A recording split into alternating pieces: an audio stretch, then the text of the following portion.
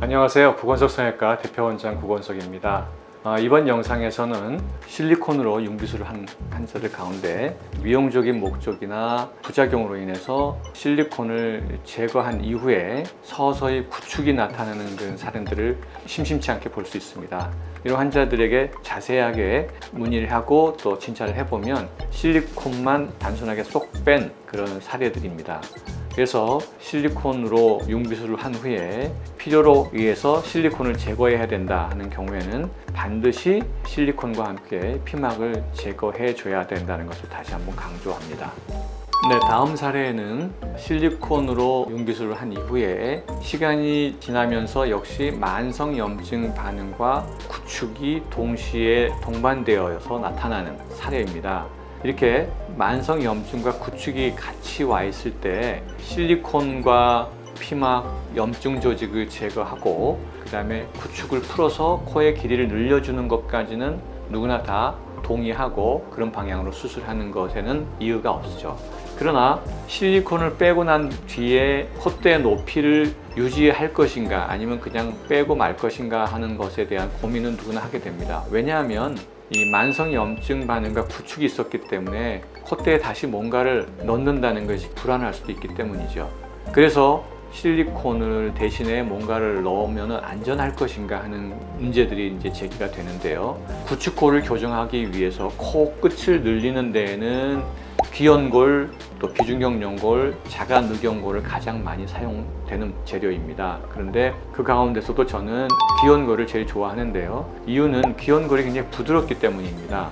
코를 늘리기 위해서 강력하게 늘리는 효과는 늑연골이 좋지만 단점이 코가 딱딱하고 움직이지 않고 고정감 때문에 불편하다는 것입니다. 그러나 귀연골은 부드럽기 때문에 상당히 편안하게 느끼지요. 그래서 할 수만 있다면 귀연골을 이용해서 코의 길이를 늘리는 것이 가장 좋다 이렇게 생각이 되고요. 그 다음에 염증 반응과 구축이 동시에 있을 때 융비술도 동시에 할 수 있는가 하는 것에 대한 질문은 보형물을 사용해서 융비술을 하는 것이 좋지 않지요. 왜냐하면 염증이 재발할 가능성이 있기 때문입니다. 그러나 급성염증처럼 분비물이나 고름이 나오지 않고 만성염증인 경우에는 자가늑연골이나 기증진피로 콧대를 세우는 것은 전혀 문제가 되지 않습니다. 그래서 그런 경우에는 한 번의 수술로 구축코 교정과 융비술을 동시에 할 수 있다는 얘기입니다. 이번 사례도 만성염증과 구축코가 동반되어 있는 사례에서 귀연골로 구축을 풀어서 늘려주고 콧대는 기증진피로 융비술을 한 사례를 소개해 드리겠습니다.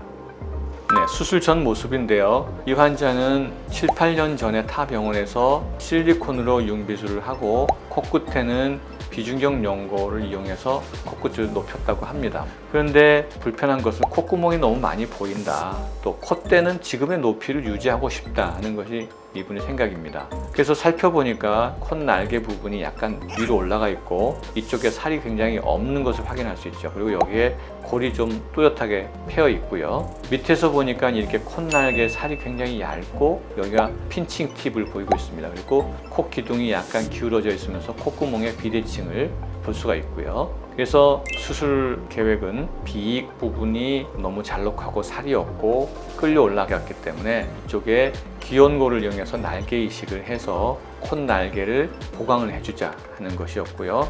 두 번째로는 지지대를 세워서 기울어져 있던 부분, 또 비대칭 콧구멍 이런 것들을 교정하자 하는 거고요. 세 번째로는 연장 이식을 통해서 코의 길이를 늘리자. 그 다음에 마지막으로 콧등에는 기증지피를 넣자. 이런 순서로 수술을 시행을 했습니다. 이거는 수술 전 반측면과 측면 모습인데요. 현저하게 코가 들려 있고 쪼그라든 그런 모습을 보이고 있습니다. 그래서 흉살과 피막을 모두 제거를 하고요. 비중격 연장 이식부를 제거한 상태입니다. 지금 여기 사진을 보면 피막이 두껍고 질기게 보존된 상태에서 제거된 것을 볼 수 있습니다. 이거는 피막 주변에 있던 흉살이고요. 자, 이것은 날개 이식과 연장 이식을 하기 위해서 채취한 귀연골이고요. 이것은 환자의 코 안에 있던 연장 이식에 사용되었던 비중격 연골입니다. 그래서 우리가 이 비중격 연골을 이용해서 지지대를 세워주었고요. 귀연골로 이렇게 날개 이식을 했습니다. 그리고 이 뒤에는 안 보이시겠지만 연장 이식을 통해서 코의 길이를 밑으로 이렇게 끄집어낸 사진입니다. 그래서 수술 후의 모습을 보니까 콧대에 들어간 기증진피가 자연스럽게 자리 잡았고 굉장히 날렵한 그런 모습을 보이고요.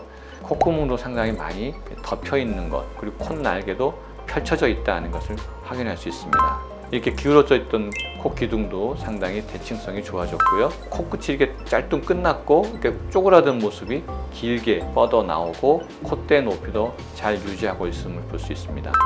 측량에서 보니까 이 길이가 충분히 길어져 있는 것을 볼 수 있고 콧대 높이도 잘 유지하고 있습니다. 그래서 수술 후 4개월 된 모습인데요. 상당히 자연스럽게 자리 잡은 것을 우리가 확인할 수 있습니다. 이번 영상에는 사례들을 자세히 살펴봄으로써 우리가 보형물 제거와 구축코 수술에 대해서 어느 정도 정리를 할 수 있는 시간이었다고 생각이 됩니다. 앞으로도 구건석 UTV를 보시는 여러분들에게 좀 더 유익하고 쉽게 다가갈 수 있는 그런 내용으로 준비할 수 있도록 하겠습니다. 감사합니다.